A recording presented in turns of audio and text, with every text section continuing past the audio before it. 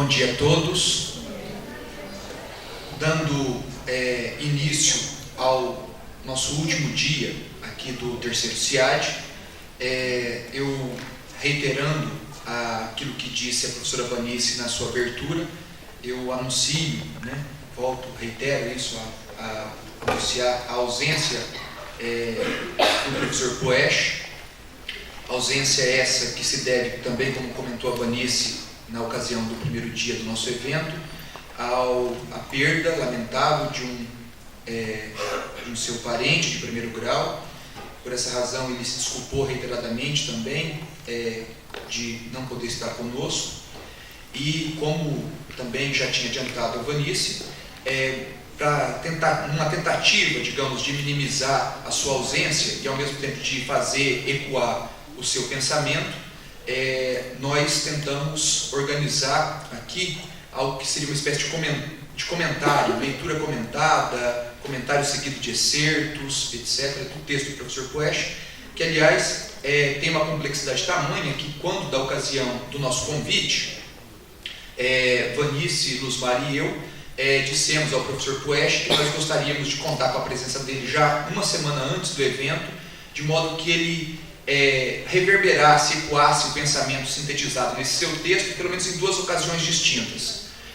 Inicialmente, na semana passada, como acabou acontecendo, estava previsto um mini curso, que ao mesmo tempo foi uma disciplina concentrada do PPGL, FISCAR, que na impossibilidade de ter sido desenvolvida pelo professor Poesch, acabou sendo ministrada, a atividade essa ministrada pelo professor Márcio Alexandre Cruz, que está aqui ao meu lado, que é professor de francês da Universidade Federal de Alagoas, e que recebeu também nosso convite para fazer uma outra tarefa, para desempenhar uma outra função, que era justamente com a previsão de que viesse o professor Poesch, Márcio e eu faríamos uma tradução consecutiva, não só do minicurso e da disciplina concentrada que ele teria oferecido na semana passada, mas também aqui nessa ocasião a gente estaria ladeando o professor Poesch para fazer novamente essa tradução consecutiva. Na impossibilidade da vinda do professor Poesch, Márcio e eu ministramos essa disciplina, esse minicurso concentrado na semana passada, que teria como temática, como eu estava dizendo, dada a complexidade do texto do professor Poesch, a riqueza que a gente pode extrair dessa sua reflexão, ele inicialmente, na semana passada, conforme nós tentamos fazer, desenvolveria de modo mais minucioso, detalhado o seu texto, e nessa ocasião em particular, aqui na conferência, a conferência dele seria basicamente uma espécie de síntese em que ele focalizaria sobretudo a última parte do seu texto, que é justamente quando ele aborda de modo mais particular uma certa recepção do pensamento de Saussure, feita no interior do estruturalismo francês, em particular por duas figuras centrais quando a gente pensa em ordem do discurso, quando a gente pensa em discurso, que são Foucault e Péchet. Então, o professor viria para fazer uma fala mais estendida durante 3 dias sobre o seu texto, e em particular a sua conferência consistiria basicamente numa síntese cujo foco ficaria na sua última parte, onde ele relaciona Saussure de um lado e as suas recepções no contexto francês, em particular por Foucault e por Péchet. É basicamente isso que a gente vai tentar fazer aqui, evidentemente sem dar conta da erudição e do domínio que o professor Poesch demonstraria certamente, e em função dessa característica, desse comentário mais ou menos sintético que nós vamos fazer do seu texto, a gente, embora não contando com a presença do professor Poesch aqui conosco, a gente ainda assim vai abrir para questões, dado o interesse de fazer reverberar o seu pensamento, como a gente tinha dito. Então vocês fiquem à vontade para logo depois da nossa breve exposição aqui, vocês formularem suas questões, que nós, na medida do possível, evidentemente tentaremos responder com base nesse texto e em outros textos que o Márcio conhece bem. O nosso convite ao professor Márcio Alexandre Cruz não se deveu somente à sua condição de professor de francês na Universidade Federal de Alagoas, mas também pelo fato de ele ter feito um mestrado e parte do seu doutorado com o professor Poesch. Então é alguém que, além do domínio sobre a língua francesa, também tem esse traquejo com a obra do professor Poesch, por ter sido seu orientando nessa ocasião em que ele teve por quase 2 anos na França, fazendo um mestrado e parte do seu doutorado lá sob a sua orientação. Eu vou proceder rapidamente aqui à apresentação das partes do texto e vou também lhes anunciar que a gente vai basicamente fazer o seguinte: o Márcio vai passar por três partes do texto. O texto basicamente está dividido em 4 partes, tá? Uma introdução, onde ele situa a problemática. A problemática está basicamente situada sobre o quê? Sobre que assunto? Basicamente, o texto do professor Puech tenta defender a ideia de que a recepção do pensamento de Saussure, em particular na França, foi cercada de paradoxos. Paradoxos que consistem justamente em que, por um lado, o pensamento de Saussure não foi bem recebido, não foi bem acolhido em alguns contextos, e num outro contexto bastante particular, ele foi não só bem acolhido, como ele foi, digamos, hipertrofiado, ele foi superdimensionado. Esse é um dos paradoxos, esse é o paradoxo central que serve como, digamos, ideia motriz, um mote que vai ser seguido durante todo o texto. Isso já é apresentado desde a introdução do texto. E o professor Puech vai avançar ainda a ideia de que, se nós pensarmos, em particular, na ordem do discurso, no contexto do estruturalismo francês da década de 60, esses paradoxos que cercam a recepção do pensamento de Saussure na França tendem a se intensificar. Tá? Isso na introdução. Depois nós temos o texto seguido por 3 outras partes, daí ele pontua 1, 2 e 3, que são, respectivamente, as seguintes: as recepções do curso e a França, uma primeira parte do texto, logo após a sua introdução, em que o professor Puech vai falar vai traçar, digamos assim, mais ou menos esquematicamente, como ele mesmo diz, 4 fases pelas quais teria passado a recepção do pensamento de Saussure. Tá? Ele vai fazer isso de modo mais ou menos cronológico, não exatamente, mas mais ou menos cronológico. Ele vai falar que desde a publicação do CLG, e é bom que a gente frise isso, por recepções do pensamento de Saussure, basicamente está se pensando aqui recepções do curso de Linguística Geral. Tá? O professor Puech também frisa isso, embora nós saibamos que a obra de Saussure não se resuma exatamente ao curso de Linguística Geral. Então, 4 fases são anunciadas nessa primeira parte do texto, logo após a introdução, do pensamento de Saussure, 4 fases da recepção do pensamento de Saussure na França. E em seguida, nessa mesma parte do texto, nessa primeira parte do texto, ele vai falar um pouco mais demoradamente sobre a segunda recepção do pensamento de Saussure, que é marcada justamente por uma espécie de negação, ou pelo menos uma apropriação mais ou menos precária, mas sobretudo uma espécie de obstáculos que o pensamento de Saussure encontra para se arraigar e para se proliferar, para ser produtivo na França. Ele está se referindo basicamente ao contexto do entreguerras francês, em que haviam 2 escolas, pelo menos bastante consolidadas, de se fazer linguística na França, então, que ele designa sob os rótulos de escola sociológica e escola psicológica. A existência dessas 2 escolas no pensamento linguístico francês no período entre guerras, décadas de 20, 30 e 40, entrando em 40, o pensamento linguístico francês estava basicamente sob a hegemonia, sobretudo da escola sociológica, o Meillet, mas também uma outra linha que, de certo modo, também representava um obstáculo à recepção do pensamento de Saussure, que é a escola psicológica. Sim, o Márcio vai falar detalhadamente sobre isso já. Só estou explanando rapidamente do que tratam cada uma das partes do texto. Como eu disse, são 4. A introdução traz a problemática, paradoxos para a recepção do pensamento de Saussure na França. A segunda, as 4 fases da recepção desse pensamento, e um desenvolvimento em relação à segunda fase, que em particular já se observa uma faceta desse paradoxo, a saber, os obstáculos que enfrenta o pensamento de Saussure para se arraigar e para produzir reverberações na França. Depois disso, uma outra parte do texto, intitulada O Retorno a Saussure, contra Saussure, a Enunciação, vai ser uma segunda parte depois da introdução, marcada justamente por um paralelo que o professor Puech estabelece entre Jacobson e Benveniste. Paralelo esse que tem como uma espécie de conclusão geral, a qual o Márcio vai retornar também, de que Jacobson, em alguma medida, ambos partem de Saussure, embora partam de Saussure, eles vão ter uma leitura distinta do pensamento saussuriano. Enquanto Jacobson parte de Saussure, mas postula que é preciso superá-lo, Benveniste teria sido, digamos, mais fiel a Saussure, na medida que também vê em Saussure um ponto de partida, mas que postula o seu desenvolvimento. Então, enquanto em Jacobson temos ponto de partida em Saussure, mas o postulado da sua necessária superação, em Benveniste nós temos, diferentemente disso, uma maior fidelidade a Saussure, que prevê partir de Saussure e desenvolvê-lo para contemplar a instância enunciativa. E, novamente, eu anuncio que o Márcio vai falar um pouco mais demoradamente sobre isso.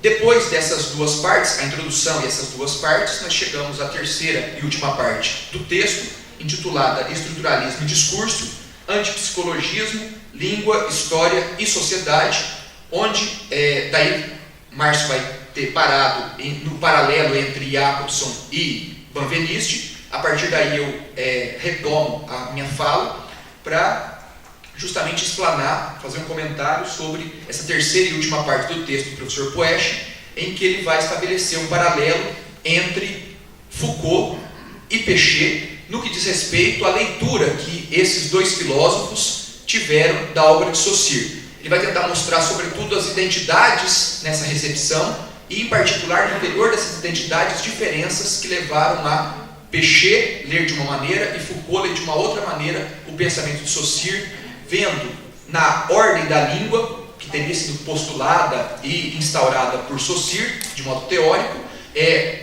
um obstáculo ou um ponto de partida para o estabelecimento da ordem do discurso tão importante para esses dois filósofos. Tá bem? Então, basicamente, é essa discussão que a gente quer trazer hoje pela manhã, que, como eu disse, vai dar ocasião, vai dar oportunidade de que a gente discuta, de fato, depois da nossa exposição, porque a gente pretende abrir para as questões que vocês tiverem e, na medida em que a gente o faça, tente ecoar ainda com mais força o pensamento que teria sido trazido até nós aqui pela voz do próprio professor Poesch. Feita essa apresentação, eu passo a palavra ao Márcio, que agora, como eu disse, vai comentar de modo um pouco mais detalhado a introdução e as duas partes seguintes do texto, até que eu volte a lhes falar sobre discurso, Saussure, Péchet e Foucault. E, antes de passar a palavra, desculpa, Márcio, em função dessa tarefa bastante complicada, que é não só a nossa, mas a do Márcio, que foi convidado para fazer somente tradução, que agora vai fazer um comentário do professor Poesch, ele aceitou prontamente, não só o convite para fazer a tradução, mas aceitou também essa tarefa espinhosa de fazer esse comentário aqui do texto do professor Poesch, sobretudo de partes que são bastante nebulosas no texto. Então, por essa razão, eu reitero agora publicamente, Márcio, meus agradecimentos. Obrigado por você ter aceitado o nosso convite. Eu falo aqui não só em meu nome, mas também em nome da Vanice e da Luzmar. Obrigado mais uma vez, está com você a palavra. Bom dia. Eu acho que, antes de mais nada, eu agradeço essa oportunidade de estar contribuindo para fazer o pensamento do professor Poesch reverberar no nosso contexto. Acredito um pensamento bastante produtivo e lamento, acho que todos aqui, né, quem ouviu o professor Poesch no CIAD anterior, acho que sente realmente a falta. O professor Poesch, a sua ausência nessa situação de fala, ela é bastante, digamos, importante, né? Agradeço enormemente o convite, Vanice, Luzmara e Carlos por essa oportunidade, né? Bom, então, como o Carlos já fez um bom resumo, retomarei esses pontos todos até a parte que concerne a ele, que trata da emergenciação do discurso, em particular no contexto dos anos 60, 70 na França. O texto, que se intitula A Emergência da Noção de Discurso na França e os Destinos do Saussuriismo, na verdade, nós temos aí nesse título, digamos, duas grandes problemáticas, né? De um lado, temos a emergência da noção de discurso na França. De outro, os destinos do saussuriismo. Como o Carlos bem disse, quando Poesch ele fala em destinos do saussuriismo, eu preciso entender aqui, ele substitui esses termos, ele tanto utiliza destinos do socialismo, como recepções do pensamento de Saussure, como também recepções do CLG, do curso de Linguística Geral.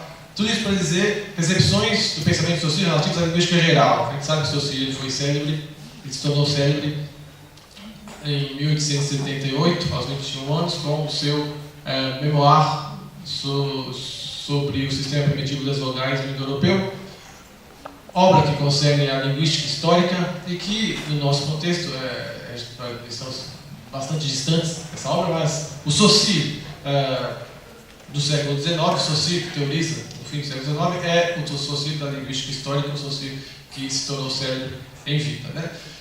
Então, esse texto então, ele aborda duas problemáticas que estão no título: a emergência da noção de discurso na França e os destinos do socialismo. Duas problemáticas que se cruzam na tese do autor, segundo a qual a emergência de uma ordem de discurso do contexto francês apenas pode se manifestar numa proximidade polêmica, pouco estável, problemática, com o paradigma estruturalista, unanimemente referido então a Saussure, né?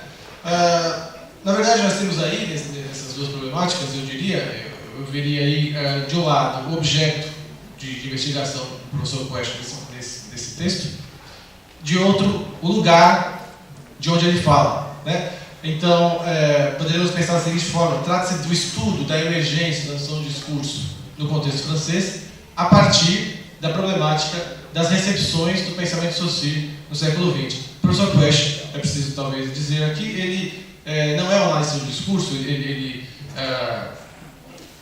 o objeto de preocupação dele, em particular, ele é um historiador que se dedica já há mais de 30 anos a essa problemática, isto é, a problemática relativa às recepções do pensamento de Saussure no século XX, né? Mas, nesse texto em particular, ele trata da emergência da noção de discurso na França, portanto, da recepção do pensamento de Saussure no contexto francês. Então, aqui nós encontramos esse ponto, né, de contato entre o historiador Puech e os analistas de discurso. Acho que Carlos seria a melhor pessoa para tratar dessa terceira parte. Carlos é um pesquisador que se inscreve no domínio da análise de discurso, contudo, extremamente informado, antenado sobre o que se passa no domínio da historiografia, e em particular os trabalhos do professor Puech relativos à recepção do pensamento de Saussure nos anos 60, 70 na França, né? Eu pedi para o Márcio dizer isso a meu respeito.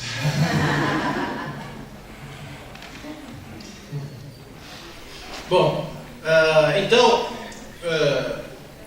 o texto trata, portanto, retomando, da emergência da noção de discurso no contexto francês. O professor Puech defende, portanto, essa tese de que essa emergência se manifestou não sem problemas, né? De forma paradoxal, ele diz uma proximidade polêmica com o paradigma estruturalista. Então, de alguma medida, ele retoma essa problemática sobre as relações entre Saussure e Péchet, Foucault. Bom, ele afirma então, aqui será um comentário do texto, então é interessante que a gente extraia alguns fragmentos.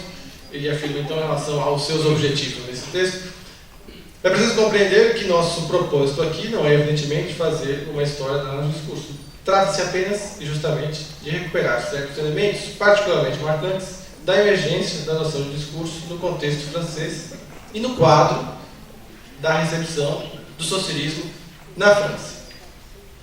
Bom, antes de entrar na questão propriamente dita, o professor Puech, ele, como o Carlos já mencionou, ele apresenta aqui dois grandes paradoxos que marcam a recepção do pensamento de Saussure no contexto francês, né?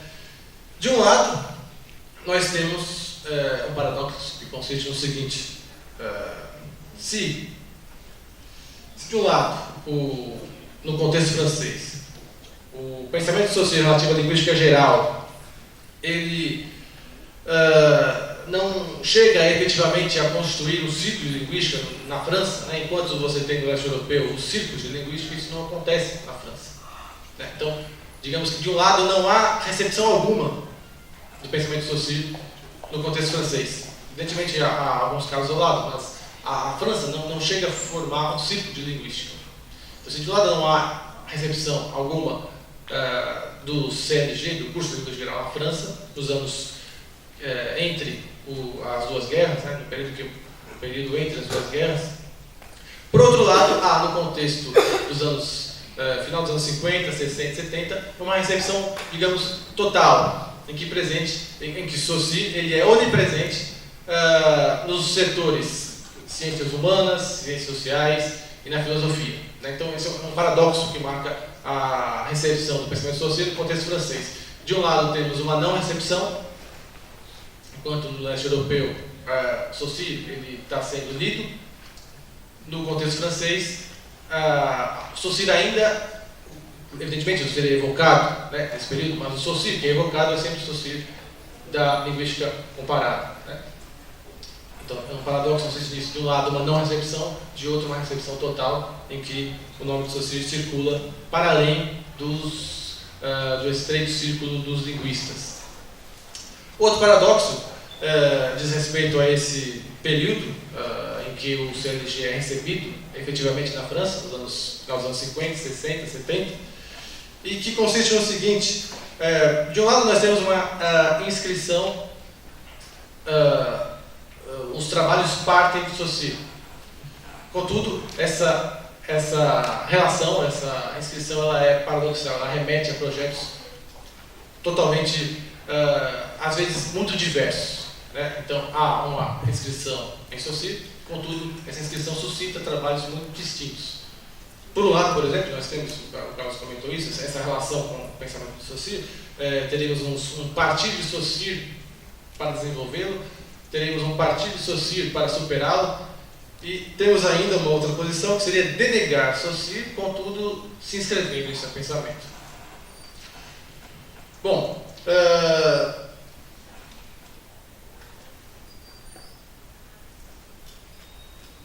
antes de entrar na problemática propriamente dita, o professor Puech então ele anuncia a organização do texto. O Carlos ele já mencionou. Inicialmente, dentro dessa problemática, né, das recepções do curso de Linguística Geral no contexto francês, inicialmente ele vai tratar, no primeiro momento, depois da introdução, das recepções do pensamento de Saussure. Ele propõe uma classificação em 4 fases, para, em uma medida, ilustrar esse paradoxo. Em seguida, ele trata dos obstáculos do contexto francês, né, por que Saussure não foi efetivamente levado em consideração no período entre as duas guerras. Né? Então, nessa primeira parte, ele procura ilustrar esses paradoxos, os paradoxos que marcam a recepção do pensamento Saussure no contexto francês, e, no segundo momento, ainda nessa primeira parte, tratar desses obstáculos. Por que Saussure não teria sido recebido na França no período entre as duas guerras? Para, em seguida, ilustrar a sua tese, segundo a qual a emergência da noção de discurso na França ela se manifesta numa proximidade polêmica com o paradigma estruturalista. Para ilustrar essa tese, o professor Puech ele vai analisar, então, Benveniste, Jacobson, Foucault e Péchet. Né?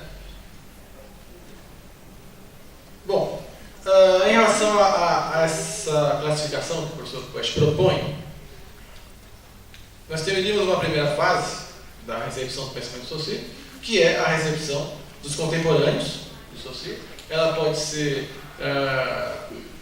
lida nas resenhas que foram publicadas logo após a publicação do curso de Linguística Geral. Essas resenhas estão todas, ou a maior parte delas, publicadas num texto chamado, num livro organizado por Claudine Normand, que se intitula Avant Saussure, antes de Saussure. Então, essa primeira recepção, essa primeira fase da recepção do curso de Linguística Geral é a recepção dos contemporâneos que viam no Saussure do curso um Saussure pervertido, né? Um Saussure diferente do Saussure, então, real. O Saussure que se conhecia era o Saussure do sistema primitivo das vogais do indo-europeu, o Saussure da linguística comparada. Portanto, não há, nesse primeiro momento, uma recepção do curso de linguística geral. Em particular, há duas resenhas que seriam interessantes, talvez, comentar, que é a resenha de Antoine Meillet, que, para ele, a abstração que traz o curso de linguística geral é algo incompreensível, né? Ele diz em sua resenha. Outra resenha interessante é a resenha de Hugo Schuhart, que diz, ele afirma, há dois sistemas, né? Há duas espécies de sistemas. Um é aquele inscrito já nas coisas, outro são sistemas criados. O Saussure, comparatista, ele se inscreve nessa primeiro tipo de sistema, e que com o qual Schuhart concorda, né? O Saussure do curso, não, ele seria um Saussure criador de sistemas. E a ideia de abstração ela é muito mal vista nesse contexto ainda da linguística comparada.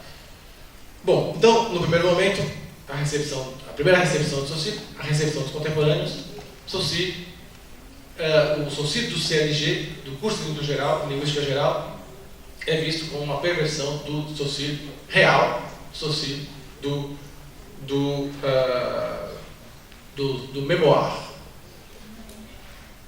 Inclusive é interessante que a gente fazer um paralelo dos anos 60, o Saussure real, o Saussure louco, é o Saussure dos anagramas, o Saussure da razão, é o Saussure do CLG. Nesse contexto, isso é o contrário. O Saussure da razão é o Saussure do memoir. O Saussure noturno seria o Saussure do CLG. Né?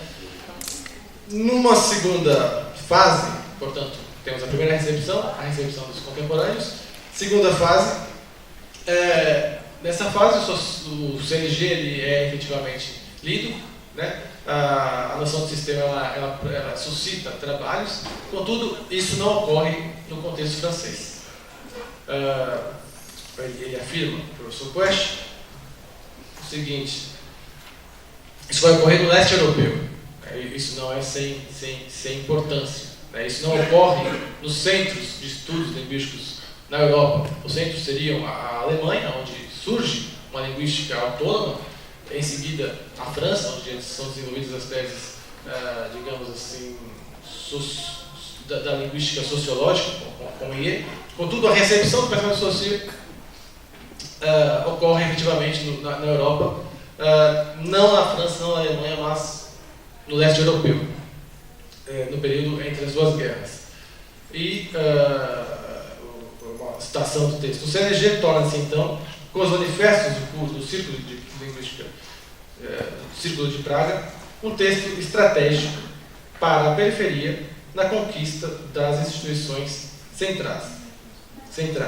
Mas sabemos que os pontos de contato com a França nessa difusão das ideias saussurianas se darão apenas com alguns indivíduos isolados. Portanto, não pode-se dizer que Saussure ele não é lido de forma alguma. Há autores, como por exemplo Martinet, que são sensíveis à novidade que traz o curso de linguística geral. Contudo, isso não chega a criar uma escola, um círculo de linguística na França, né? Isso ocorre num contexto marginal, e Puech fala aqui em conquista, um texto estratégico para a conquista pelas instituições marginais, conquista as instituições centrais, né? Então, é o leste europeu, que não tem essa tradição linguística, tentando se colocar. Essa é uma segunda fase da recepção de Saussure. E a França não participa dela, né? Então não há efetivamente ainda o contexto francês está ali.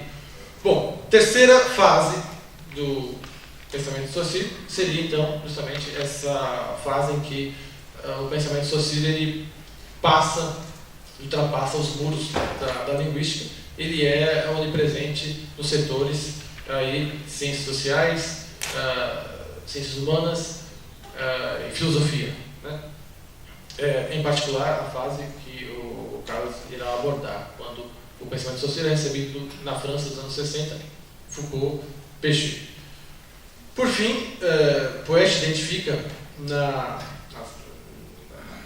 quarta fase da recepção do pensamento social no contexto francês, que é marcada pelas pesquisas filológicas, né?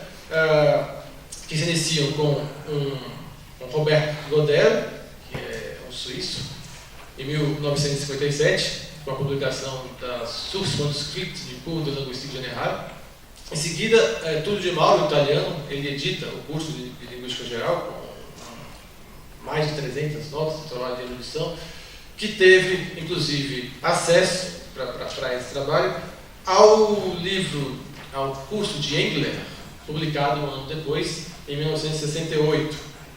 Né? É interessante, esse curso do Engler é um livro extremamente, uma obra monumental, não acessível hoje, mas podemos ter acesso, em uma medida, a essa obra através da obra do curso editado por Tullio de Mauro, na medida em que ele se utilizou muito desses textos antes mesmo de serem publicados. Né? Portanto, a quarta fase é a fase da filologia socialiana, quando há essa preocupação em se voltar para os manuscritos de Saussure. No contexto francês, isso não ocorre nesse período. Então, nós temos Robert Goodell em 57, Tullio de Mauro em 67, Engler em 68 e também em 74, e no contexto francês, só muito tardiamente haverá essa preocupação com os manuscritos saussurianos, com Simon Bouquet, no final dos anos 90. Né? Na França, essas pesquisas filológicas elas vão gerar aí uma dinâmica de retorno ao que seria, então, o verdadeiro pensamento de Saussure. Bom, com essas quatro fases, com essa proposta de classificação, que o professor Puech procura enfatizar, ela não é de forma alguma estanque, elas são entremeadas, elas se entremeiam. Com essas quatro fases, Puech procura ilustrar os paradoxos que marcam a recepção do pensamento de Saussure na França e destacar três pontos. Um deles, as ideias do curso permaneceram durante muito tempo marginalizadas no contexto francês. O outro ponto, as ideias do curso despertaram interesse apenas muito tardiamente, após a Segunda Guerra Mundial e no contexto do estruturalismo generalizado. E um quarto ponto, as ideias do curso, enfim, apenas tardiamente promoveram a busca pelo, entre aspas, verdadeiro pensamento de Saussure por meio dos diferentes manuscritos disponíveis. Bom, então, nesse primeiro momento, essa classificação ela pretende, sobretudo, ilustrar esse paradoxo. Em seguida, o professor Puech vai procurar responder a questão por que o pensamento de Saussure não foi efetivamente recebido no contexto francês, que marca o período entre as duas guerras, ao passo que ele foi num contexto marginal do leste europeu.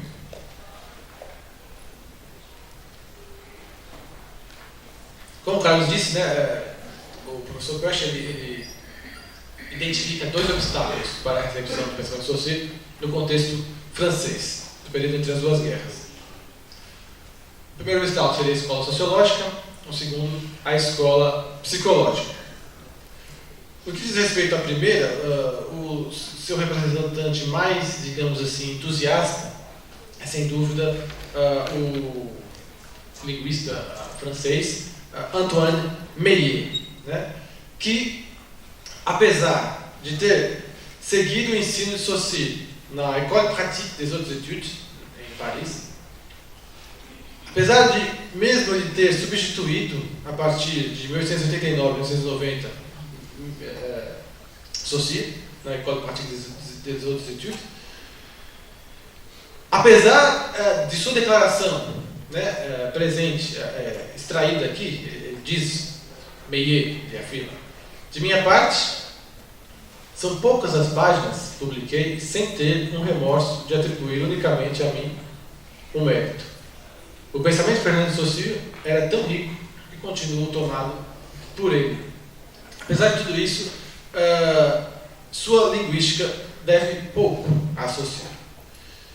A homonímia do termo fato social, nesse caso, ela não deve enganar, né? Assim como Meillet, Saussure, ele defende a ideia de que a língua é um fato social. Contudo, a ideia de fato social ela remete a sentidos bastante distintos desses dois autores, em Meillet e em Saussure. São diferenças importantes e que, eu diria, situam esses dois autores em duas perspectivas bastante distintas.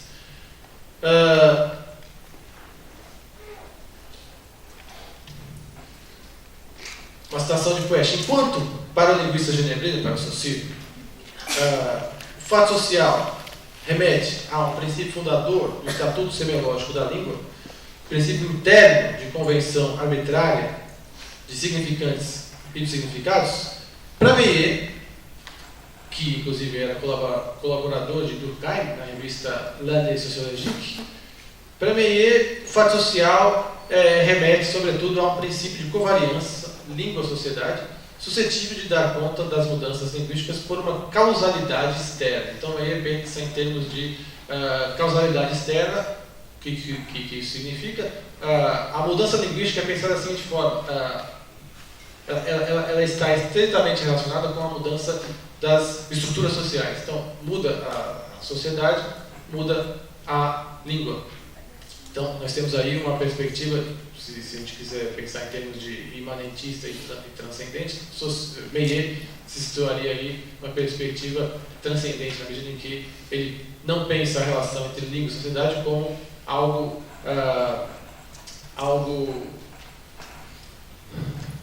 estreitamente relacionado, né? De um lado temos a língua, de outro a sociedade. Enquanto que para Saussure, o caráter social dos fatos linguísticos ele deve ser pensado internamente ao sistema.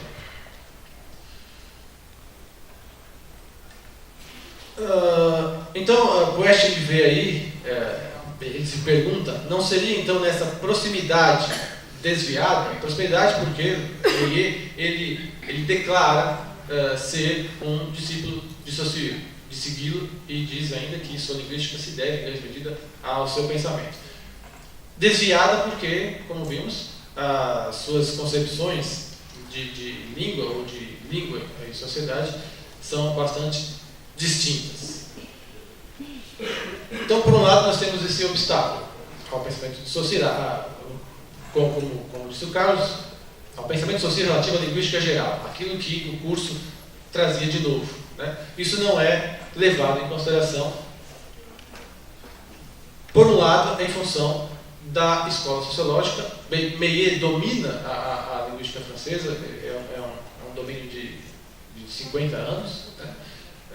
Portanto, ele, ao mesmo tempo que ele considera Saussure, mas ele lê em Saussure, ele vê um Saussure inscrito ainda numa tradição da linguística histórica, né? Portanto, é interessante esse termo, proximidade desviada. Então ele se pergunta, Puech se pergunta, não é nessa proximidade desviada que podemos identificar uma das causas do destino das ideias de Saussure na França?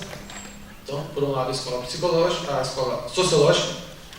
Por outro lado, Puech vê aí um outro obstáculo, que seria a escola psicológica no contexto francês, representada por Ferdinand Bruno, Damon Bichon e Gustave Diome, né? Todos os três, esses três autores procuram, de algum modo, ocupar o lugar da tradição de Port-Royal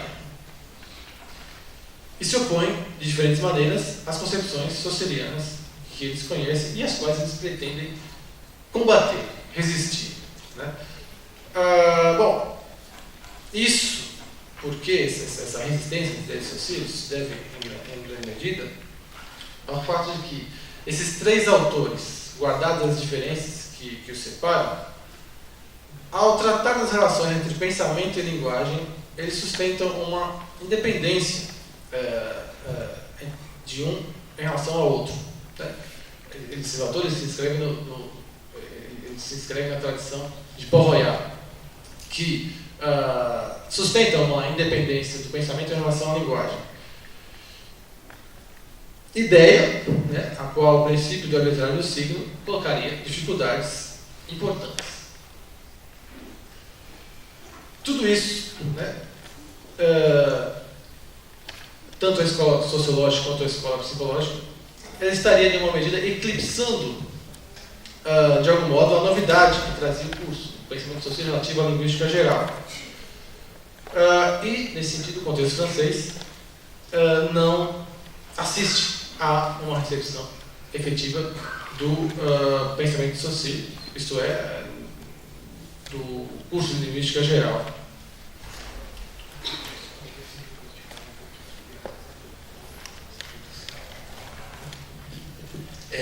Só para fazer um complemento em relação ao que o Márcio está falando aqui, por que razão na escola psicológica tomava o pensamento do Saussure, particularmente o curso de linguística geral, como obstáculo? É justamente na medida em que, nessa tradição, conforme ela retomava para alguns intérpretes Aristóteles ou Port-Royal, e nessa retomada via a língua como expressão do pensamento, justamente porque o pensamento seria uma instância anterior e independente, isso não se coaduna muito bem com o princípio saussuriano de que a língua é ao mesmo tempo forma e não substância.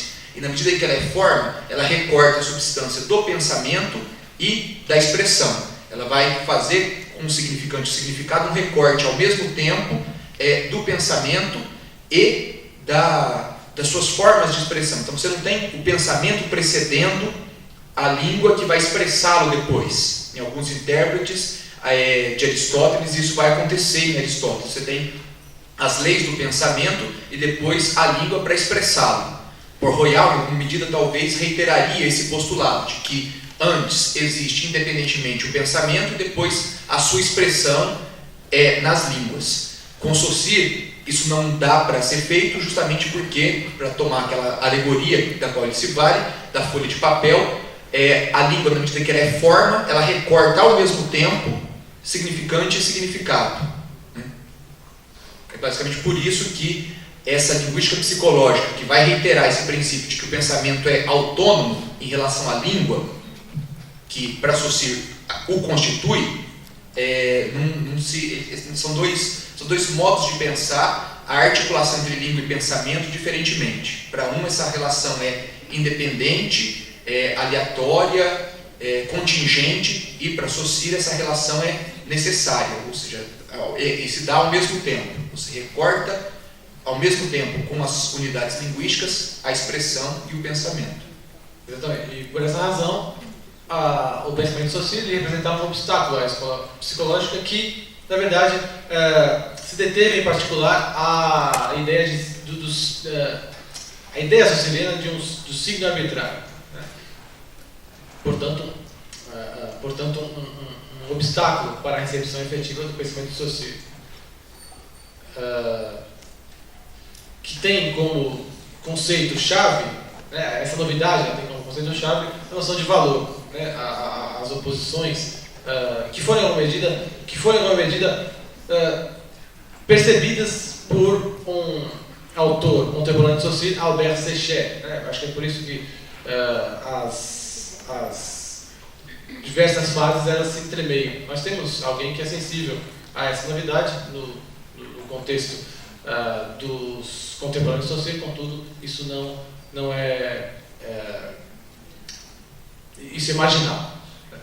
Bom, então, passando então por esse período anterior aos anos 50, 60 e 70, antes de passar inclusive a palavra ao Carlos, que vai tratar em particular da recepção, da emergência da noção de discurso, quando efetivamente o CLG ele é recebido no contexto francês, com a análise de Péchet e Foucault, eu vou abordar aqui rapidamente dois autores cruciais para a emergência de um campo da enunciação, Benveniste e Jacobson, procurando ilustrar então a tese que atravessa o texto, segundo a qual a emergência da noção de discurso no contexto francês ela ocorre numa proximidade polêmica, problemática, pouco estável com o paradigma saussuriano, né? Então, nós temos aqui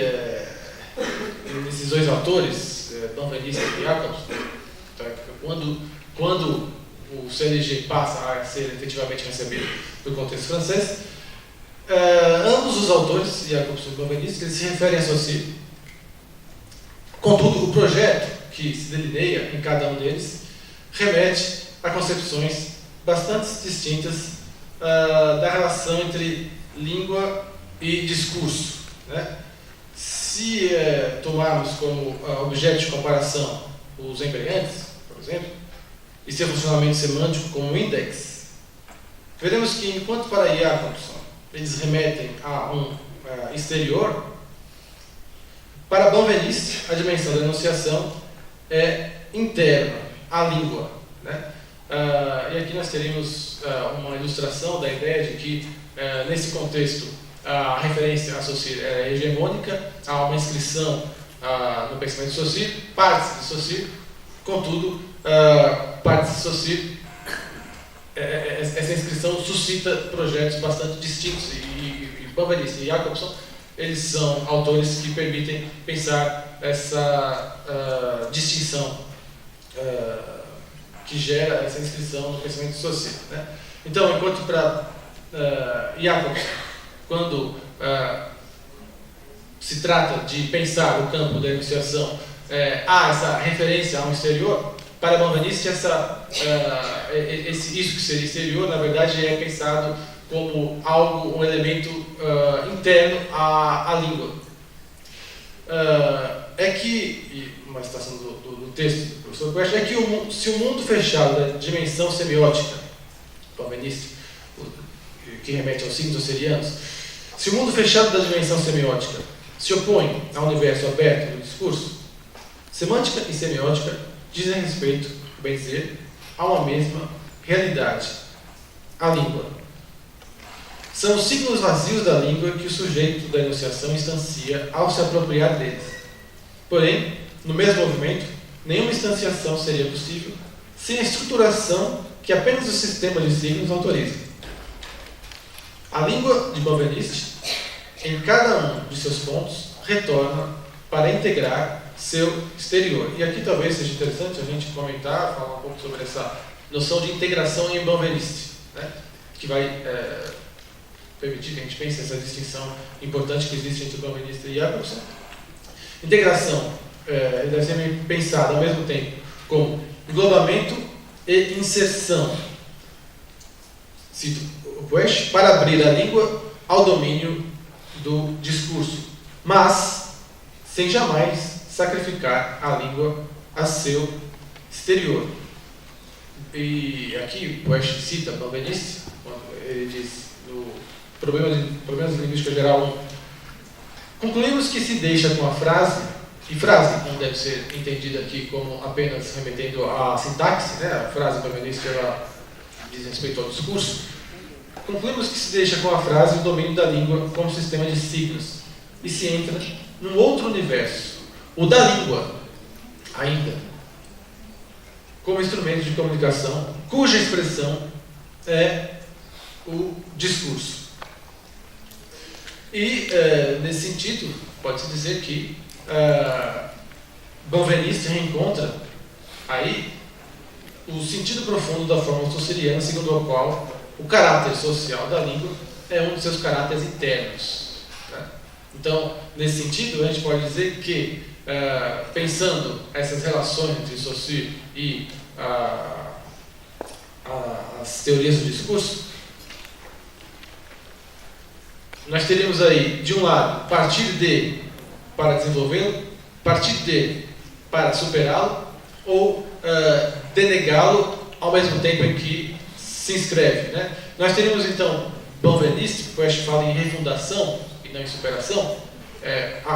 Pode-se pensar esses termos de forma parece que um parece com outros, supera, refunda significaria que ele estaria em uma medida superando, e a ideia de refundação aqui, nesse texto, quando Puech diz que Bouvenistre, será que não se trataria de uma refundação? Ele procura defender que seria, sobretudo, um partir de para desenvolver, né? Partir de Saussure para desenvolver talvez um aspecto que ele não teria desenvolvido, mas sem com isso ferir um princípio fundamental de sua perspectiva. Já Jacobson, por exemplo, quando ele propõe aí um tratado do campo da enunciação, ele estaria ferindo um princípio fundamental da perspectiva saussuriana, que é essa opção epistemológica de Saussure por uma linguística interna, né? O que não significa que ele teria excluído história, sentido, sujeito, mas ele pensa esses elementos no interior da língua, no interior do conceito de língua, de sistema. E, então, nesse sentido, pode-se dizer que Benveniste, quando ele diz refunda, é que continuamos nessa perspectiva, nessa opção epistemológica. Contudo, trata-se de pensar também o campo da enunciação, que não foi objeto de preocupação de Saussure. Então, com essa análise de Benveniste e Jacobson, Poesch está aqui tentando ilustrar sua tese, segundo a qual a emergência da noção de discurso ocorre no contexto francês com uma proximidade polêmica com o paradigma estruturalista, suscitando projetos bastante distintos. Então, há de um lado, e isso é o segundo paradoxo, há de um lado uma referência hegemônica ao pensamento de Saussure, contudo, essa referência ela é problemática e suscita trabalhos bastante diversos. O Carlos vai continuar essa ilustração dessa tese, tratando agora, em particular, da recepção do pensamento de Saussure, no contexto francês, por Péchet e Foucault. Obrigado, Márcio, mais uma vez. Como eu disse, então, o professor Poesch já, como o Márcio expôs, parte dessa ideia, que é uma espécie de mote do seu texto, que é a tentativa de demonstrar que existem paradoxos em torno da recepção do pensamento de Saussure, paradoxo centralmente, esse que diz que, por um lado, o pensamento de Saussure não se arraigou, não foi produtivo na França em alguma medida, em alguns contextos, como o Márcio tentou mostrar, embora tenha havido recepções, não foram exatamente recepções positivas e efetivas do pensamento de Saussure em alguns contextos, como, por exemplo, dos seus contemporâneos e da escola sociológica, da escola psicológica, pelas razões que o Márcio expôs aqui na esteira do texto do professor Poesch. Mas, já mesmo na sua introdução, o texto situa basicamente aquilo que está sintetizado no seu título, que é, como o Márcio disse no início, a emergência da noção de discurso na França e os destinos do saussurianismo. Justamente porque, talvez, o professor Poesch quisesse, dá para depreender isso do seu texto, quisesse mostrar que se há uma maneira da gente demonstrar que existem efetivamente esses paradoxos que na recepção do pensamento de Saussure na França, que fazem com que ele seja negado, recusado, não efetivamente incorporado, por um lado, e que por outro ele seja hipertrofiado, dá para a gente ilustrar isso de uma maneira sintomática, de uma maneira bastante evidente, quando se trata de nossa reflexão sobre o discurso. Basicamente, retomando as suas próprias palavras, com o pensamento sobre o discurso, os paradoxos da recepção de Saussure na França tendem a se intensificar ainda mais. E para tentar demonstrar isso, que esses paradoxos que mostram que o pensamento de Saussure ao mesmo tempo é negado e apropriado de modo efetivo, de modo produtivo, etc. Para intensificar isso ainda mais, agora ele vai se deter nesse contexto em que o pensamento de Saussure foi efetivamente apropriado, foi, como eu estava dizendo, hipertrofiado, foi efetivamente recebido, mas recebido de maneiras distintas, de uma maneira bastante complexa, que fazem com que atores com temáticas próximas, mas não idênticas, evidentemente, como no caso de Péchet e Foucault, leiam Saussure diferentemente. É isso que o autor, o professor Poesch, tenta demonstrar nessa segunda parte. Ele vai começar dizendo justamente que a análise dessas personagens, que são Foucault e Péchet, permitiria evidenciar a maneira como a noção de discurso emerge na França no final dos anos 60, numa proximidade, ele vai oscilar entre os termos, às vezes ele fala numa proximidade polêmica, aqui ele fala numa proximidade pouco estabilizada, com o paradigma saussuriano. E ainda nesse seu primeiro parágrafo, ele vai dizer o seguinte: a historiografia que se ocupou da emergência da noção de discurso na França, da emergência do próprio campo da análise do discurso na França, muito frequentemente intensificou, colocou como predominância as descontinuidades que teriam se estabelecido entre Péchet e eventualmente Foucault e Saussure, né? Justamente porque se reverbera aquela ideia em alguns excertos, dá para a gente depreender isso em Péchet, segundo a qual, e sobretudo dos seus continuadores, comentadores, vai se reiterar a ideia de que Péchet até poderia ter partido de Saussure, mas ele parte de Saussure tentando superá-lo na medida em que desse primeiro só se aproveitaria a noção de langue.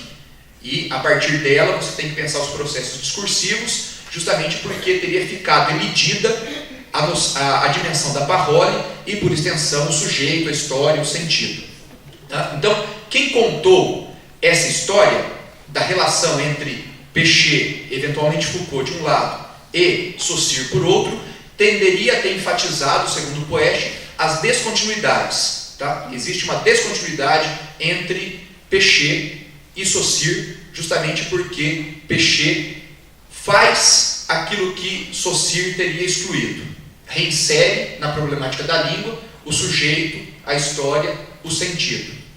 O professor Poesch vai tentar dizer que, se a gente sai da curta duração da história, pensando justamente no contexto em que predominou o pensamento de Saussure na linguística estrutural, nas primeiras décadas dos anos 60, na França, particularmente nos anos 50, com semântica estrutural, etc., além dos níveis, evidentemente, fonológico, morfológico e sintático,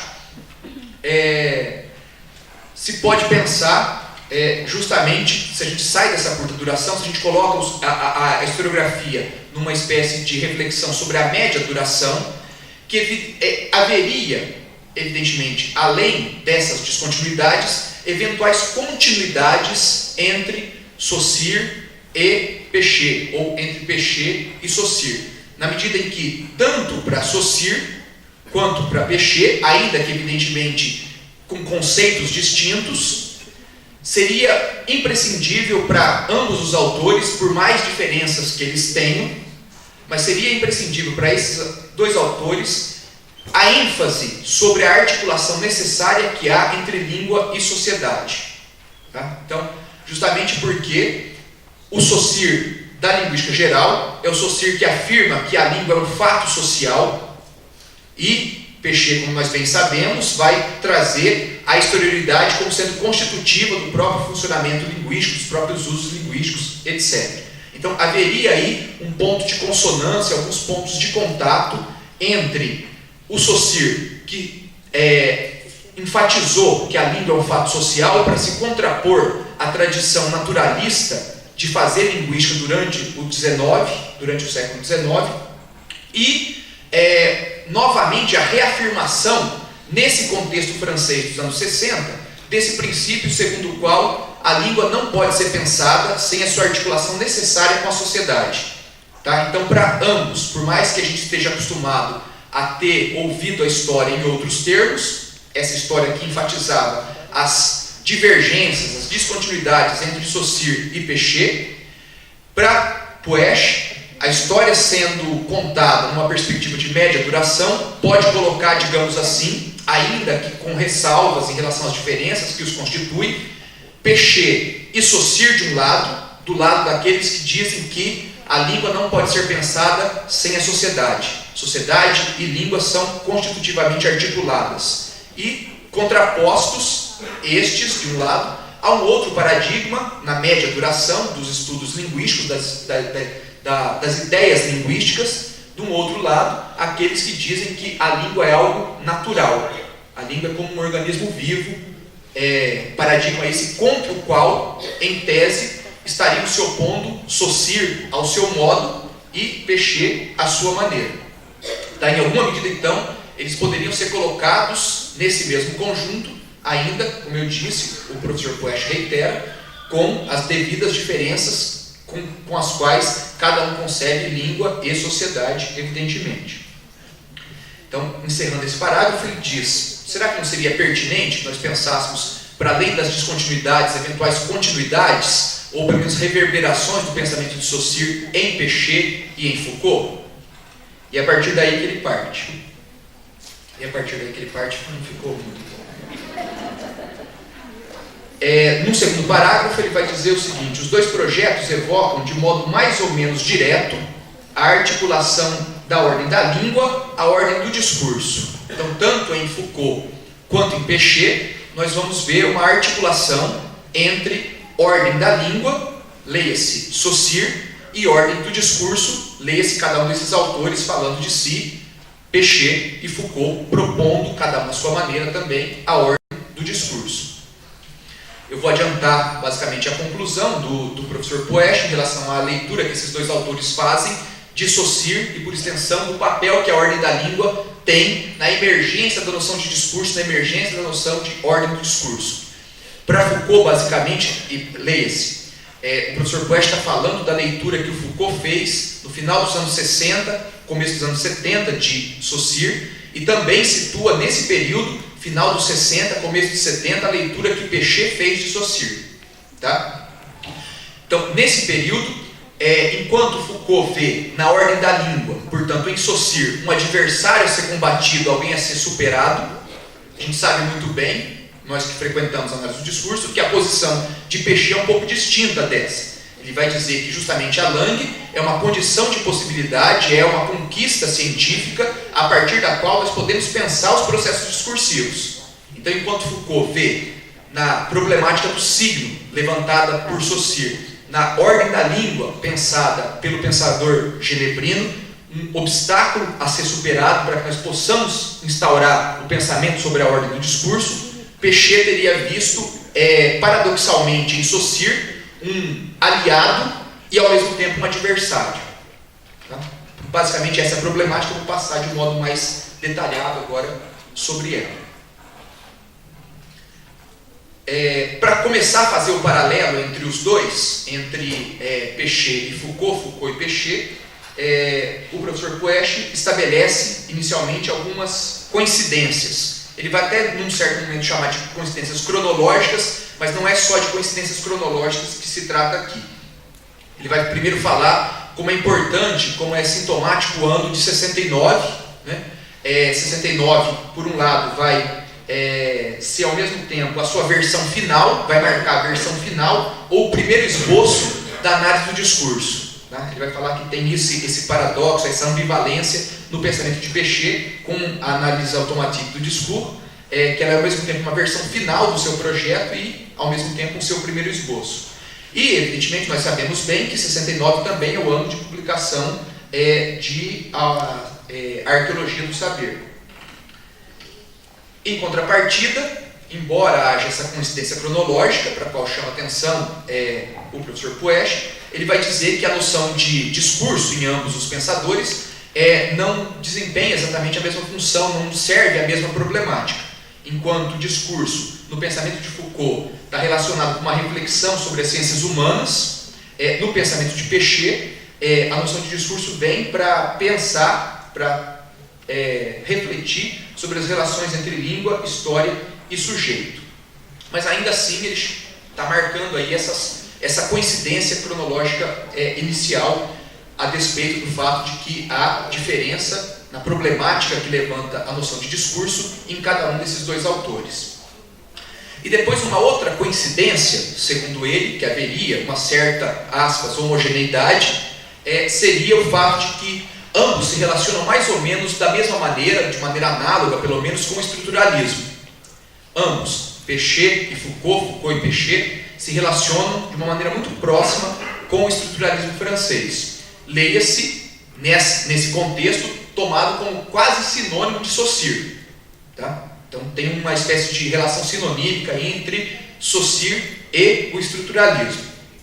E esses autores, ambos, Foucault e Péchet, pensam essa relação com o estruturalismo e, por extensão, com Saussure, mais ou menos como uma filiação, em alguma medida, reconhecida, mas a necessidade de que essa filiação estabeleça, que se estenda os postulados estruturalistas, que eles sejam superados e que eles sejam inclusive transbordados. Tá? Então, a filiação desses dois autores ao estruturalismo e ao medida a Saussure prevê extensão, prevê superação, prevê transbordamento. E depois, justamente para complexificar um pouco as coisas, o professor Puech vai mostrar que, embora haja essas consonâncias, essas coincidências entre Foucault e Péchet, 69, ambos falando de discurso, ainda que cada um na sua maneira, embora haja essa outra analogia, essa outra semelhança, digamos assim, entre o modo como eles pensam a relação com Saussure e com o estruturalismo, que é filiar-se-á, mais estender, mais superar, mais transbordar, ainda que haja essa consonância, essa semelhança entre esses dois pensadores no que diz respeito à sua relativa adesão, filiação ao estruturalismo, isso não vai significar que necessariamente todos os pensadores franceses daquele contexto estariam pensando Saussure, estariam pensando o estruturalismo exatamente dessa mesma maneira, em termos de filiação com superação, com transbordamento, com extensão. Justamente porque alguns outros autores, como Claudine Normand, Henri Mechonic, Starobinsky e, em alguma medida, até o próprio Benveniste, não vão exatamente dizer que é preciso superar Saussure.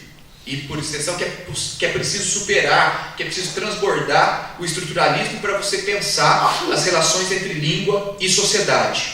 Tá? Então, ele faz essa ponderação, o professor Puech, para mostrar o caráter contingente da interpretação, o caráter histórico que tem essa interpretação que foi feita com diferenças, mas de certo modo, de modo análogo, a recepção que Foucault e Péchet fizeram de Saussure, fizeram do estruturalismo, ao qual ao mesmo tempo eles pertenciam e se filiavam. Tá? Então, para mostrar que não era necessariamente assim que se lia, evidentemente, o professor Puech deixa claro aqui que se trata de uma leitura hegemônica, mas não uma leitura homogênea. Tá? A maioria dos autores que se inscreviam no estruturalismo francês, portanto, liam Saussure dessa maneira. Alguém a quem você se filia, mas alguém a quem você precisa estender, precisa superar, precisa transbordar. Diferentemente dessa leitura que prevê a necessária superação, o necessário transbordamento, a necessária extensão, por exemplo, Normand, Mechonic, Starobinsky, Benveniste vão dizer que você não precisa superar Saussure para contemplar as articulações necessárias que existem entre língua e sociedade, por exemplo. Porque aí você pode ir, nesse sentido, na esteira de Saussure, e não exatamente contra ele para fazê-lo. Mas isso só para ilustrar, como eu disse aqui, esse parágrafo é para ilustrar quão contingente era aquela leitura que se tornou hegemônica nos anos 60 na França. Digamos assim, ele mostra aqui que essa é a exceção, que confirma que, em regra geral, a leitura que se fazia de Saussure nessa época era justamente essa que previa filiação mais extensão, superação, transbordamento. Mas, inicialmente, na dinâmica do texto, dessa parte, pelo menos, se mostram as coincidências, são mostradas as coincidências entre Péchet e Foucault, coincidências cronológicas, os dois falando, cada um à sua maneira de discurso, os dois lendo mais ou menos de uma maneira análoga, pelo menos, Saussure e o estruturalismo, mas em seguida o professor Puech passa a falar das suas divergências, a falar das divergências que marcam os projetos de Foucault por um lado e de Péchet por outro. Ele vai dizer que o seguinte, seria bem razoável já pensar que uma diferença marcante, uma divergência até marcante entre as duas propostas é menos a sua inscrição desses dois projetos na herança estruturalista. Ambos se inscrevem no contexto estrutural, mas ambos não se inscrevem exatamente da mesma maneira no que diz respeito à herança marxista.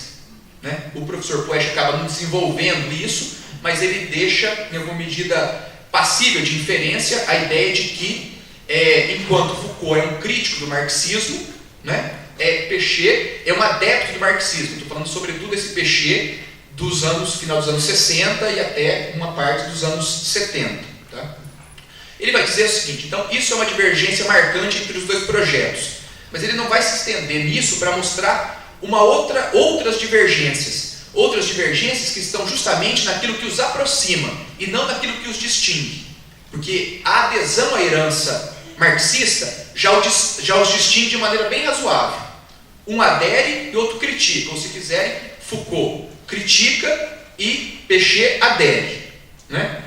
Mas, além dessa divergência mais marcante, há divergências no interior daquilo que os aproxima, a saber, a filiação ao estruturalismo. Será que ambos se filiam ao estruturalismo, se filiam a Saussure, leem Saussure da mesma maneira? Tá? Então é exatamente essa problemática. Não de desenvolver aquilo que mais evidentemente os distancia, mas tentar mostrar que naquilo que eles se aproximam, ou seja, filiação ao estruturalismo, há ainda assim divergências. A começar, por exemplo, pelo fato, eu cito o texto, da importância que o pensamento de Saussure teria para um e para outro desses dois autores que a gente examina, para Foucault e para Péchet. Lendo o texto, o professor Poesch diz o seguinte: sabemos que a referência a Saussure não constitui uma ancoragem direta do projeto Foucaultiano, enquanto ela aparece como central para Péchet, ao menos nos anos 70. Então tem essa diferença aí entre os dois pensadores já na sua filiação ao estruturalismo. E, ainda que o professor Poesch tenha pretendido demonstrar agora as divergências, ele ainda faz um adendozinho no seu texto para mostrar que, embora haja diferenças na adesão que cada um desses dois pensadores, Foucault e Péchet, fazem ao estruturalismo e a Saussure, ainda assim, ambos vão pensar a instauração da ordem do discurso sob a perspectiva de uma falta. Estava faltando, enquanto se postulava a existência da ordem da língua, ficava faltando alguma coisa. E é justamente essa falta que vem suprir o discurso. Tá? Então parece que em ambos os pensadores tem essa problemática do discurso como sendo a supressão, ou pelo menos a diminuição, de uma falta que se fazia sentir com a ordem da língua estabelecida por Saussure. E depois disso, o professor Poesch passa a falar, falar mais explicitamente agora sobre Foucault e depois em seguida sobre Péchet. Em relação a Foucault, ele começa dizendo o seguinte, é interessante que a gente apreenda uma outra coincidência cronológica para ser mais ou menos fiel, além daquelas coincidências que ele já tinha aventado, em particular, por exemplo, o ano 69, é interessante que em praticamente todo o paralelo que ele faz entre Foucault e Péchet, ele faz a partir de dois textos desses dois autores, um texto de Foucault publicado em 71, a saber, A Ordem do Discurso, e um outro texto de Péchet, junto com Claudine Rocha e Paul Henry, também publicado em 71, que é A Semântica e o Corte Saussuriano. Tá? Então, ele começa falando então agora de Foucault, particularmente do texto A Ordem do Discurso. Em 1971, em A Ordem do Discurso, a aula inaugural do Collège de France, Foucault descreve um trajeto inteiramente consagrado à inquietude do discurso. E ele vai dizer que essa inquietude que o discurso provoca está relacionado a três campos distintos, vamos dizer assim. Esse trajeto contempla três âmbitos distintos. O trajeto contempla, numa primeira vista, a inquietude que nós sentimos em relação à emergência e à própria natureza do discurso. E ele cita a ordem do discurso no seguinte trecho: inquietação do que é o discurso em sua realidade material, de coisa pronunciada ou escrita, inquietação diante dessa existência transitória destinada a se apagar sem dúvida, mas segundo uma duração que não nos pertence, inquietação de sentir sobre essa atividade, todavia cotidiana e cinzenta, poderes e perigos que mal se imaginam, inquietação de supor lutas, vitórias, ferimentos, dominações, servidões, através de tantas palavras cujo uso há tanto tempo reduziu as asperidades. Então, tem o trajeto delineado por Foucault em A Ordem do Discurso, prevê essa inquietação que o discurso promove em relação à sua natureza e à sua emergência. O trajeto delineado por Foucault também se consagra ao seu projeto, ao projeto de uma, aspas, análise do discurso, que está sintetizado naquela célebre hipótese da qual nós nos lembramos, mas que eu reitero aqui na esteira do professor Poesch, que é a seguinte: Suponho que em toda a sociedade a produção do discurso é ao mesmo tempo controlada, selecionada, organizada e redistribuída por certo número de procedimentos que têm por função conjurar seus poderes e perigos, dominar seu acontecimento aleatório, esquivar sua pesada e temível materialidade. E depois, finalmente, o trajeto ainda está consagrado aos obstáculos que se opõem à constituição do discurso como um objeto de estudo. E aí há uma referência mais ou menos explícita a Saussure, porque se fala justamente da ordem do significante. Eu passo a ler a passagem aqui, em que o Foucault, mais ou menos explicitamente, faz referência a Saussure e o toma, em alguma medida, como um adversário a ser combatido, porque na medida em que Saussure é, digamos, o arauto da ordem da língua, a ordem da língua é vista por Foucault, nesse período do seu pensamento aqui, nessa sua reflexão sobre o discurso, como um obstáculo a ser superado para que nós pensemos a ordem do discurso.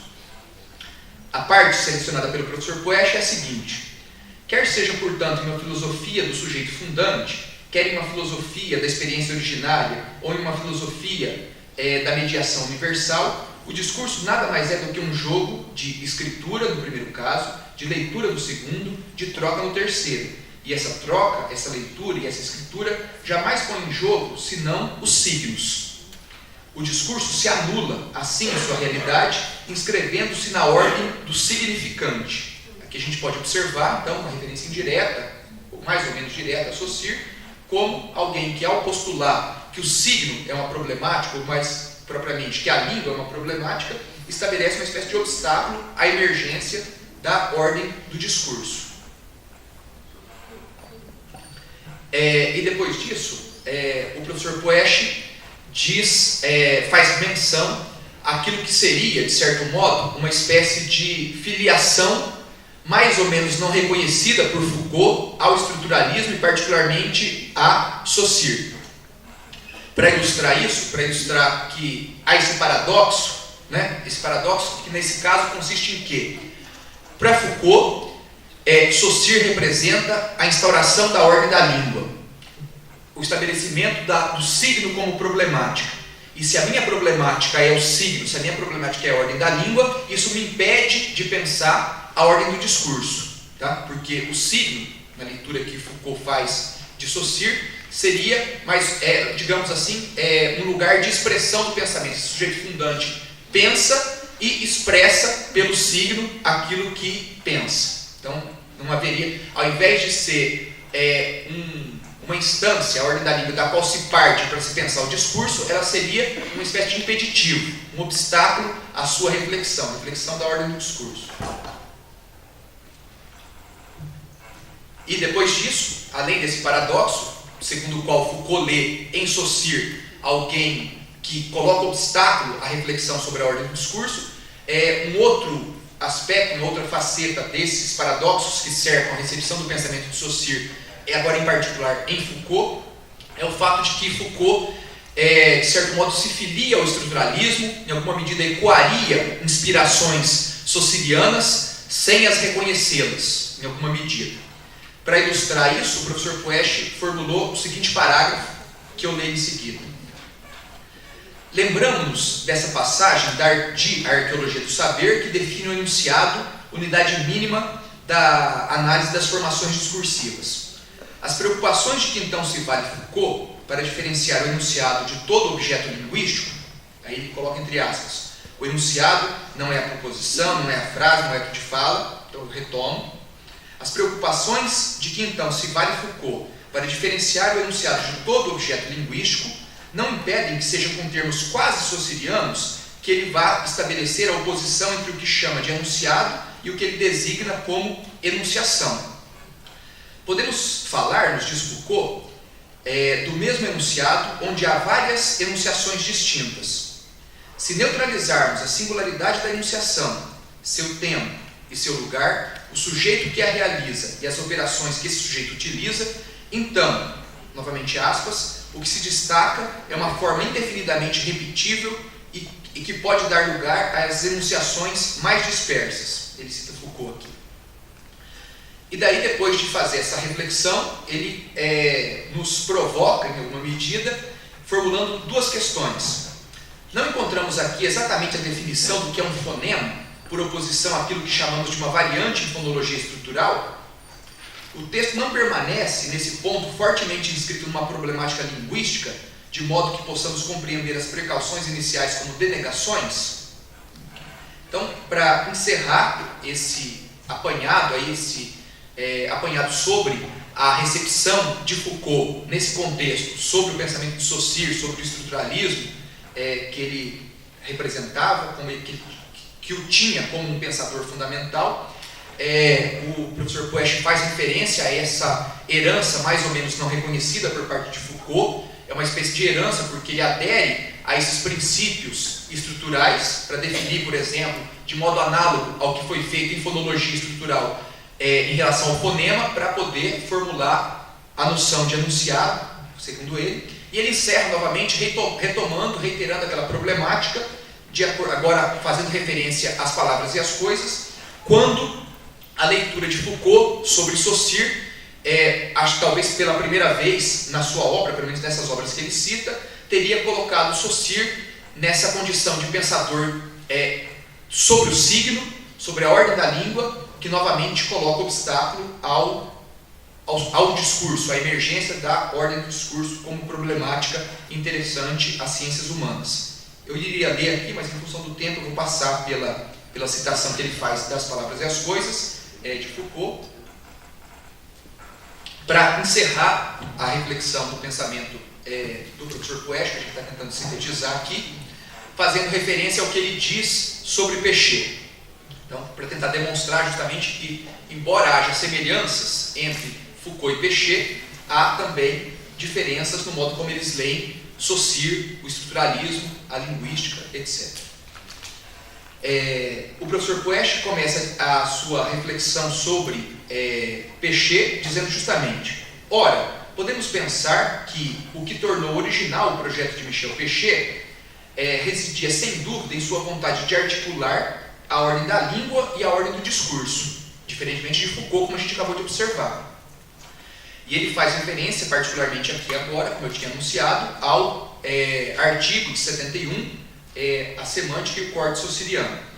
Ele vai avançar seu argumento dizendo o seguinte: o artigo, a semântica e o corte saussuriano, o artigo parece responder em suma a uma questão implícita. Qual é o lugar do saussurianismo na emergência de uma categoria de discurso elaborada no próprio terreno da linguística? Supostamente, então, para Puech, essa seria uma questão que serve de mote para toda a formulação do artigo de Péchet, escrito a 6 mãos com Claudine Rocha e com Paul Henry. E é justamente na medida em que essa é a questão que serve de mote que Puech teria estabelecido a sua crítica à semântica. A semântica, sobretudo, não só a semântica histórica, na esteira de Breal, mas principalmente a semântica estrutural, que era feita na França, nessa época, por Potier, por Greimas, estendendo à dimensão semântica os postulados saussurianos e estruturalistas que estavam bem servindo a fonologia, a morfologia e a sintaxe. Né? E aí a gente vê uma espécie de paradoxo, uma vez mais, porque a semântica discursiva, que vem supostamente mudar de terreno a abordagem linguística da semântica, essa semântica discursiva proposta por Péchet, ela vai ao mesmo tempo se filiar em Saussure e vai concebê-lo como alguém a quem se deve superar. Tá? Então é por essa razão que, numa palavra, a postulação de uma semântica discursiva, a postulação da pertinência de uma ordem do discurso como objeto de estudo, vai ser feita em Péchet com Saussure, a partir de Saussure e contra Saussure. Tá? A partir de Saussure, por quê? Porque a língua é um adquirido epistemológico. Então a gente parte da língua para pensar os processos discursivos. Isso foi um ganho para a ciência linguística, segundo a leitura de Péchet em relação a Saussure. É também inspirado em Saussure que Péchet vai pensar a produção do próprio sentido, discursivamente concebido, porque justamente a sobredeterminação do valor em relação à significação, que vai servir de mote para que Péchet pense o efeito metafórico, pense as paráfrases. É justamente na relação que uma unidade linguística tem com outros enunciados numa FD que vai dar, digamos assim, o seu sentido. Então, digamos assim, Péchet estaria aí na esteira de Saussure. Então, por essa razão, ele pensa com Saussure. Péchet pensa com Saussure. Mas, em contrapartida, pensa contra Saussure porque, segundo Péchet, Saussure teria dado muito espaço para a dimensão subjetiva, quando ele pensa, supostamente, que a parole é a dimensão do individual, do sistemático, etc. Tá? Então eu vou encerrar muito rapidamente isso que diz o artigo sobre a maneira como Péchet lê Saussure, e para as últimas palavras aqui eu diria que, para retomar aquela ideia que eu já tinha aventado, basicamente o que o professor Poesch tenta demonstrar nessa terceira... Desculpa, estou falando longe do microfone, né? O que o professor Poesch tenta demonstrar nessa terceira parte é que, em Foucault e Péchet, nós temos distintas relações entre a ordem da língua e a ordem do discurso. Enquanto Foucault vê a ordem da língua como algo a ser superado, para que nós possamos, finalmente, depois de séculos, conceber a ordem do discurso, Péchet vai se inscrever, filiando-se também, assim como Foucault, ao estruturalismo, mas vai pensar que a ordem da língua é uma ordem a partir da qual nós vamos conceber justamente o discurso como objeto pertinente para as ciências sociais, para as ciências humanas de modo geral. Basicamente é isso que o texto diz. Eu agradeço a sua paciência e agora abro, a gente tem algum tempinho aí para algumas perguntas, para a gente discutir um pouquinho o texto do professor Poesch que nós sintetizamos aqui. Obrigado.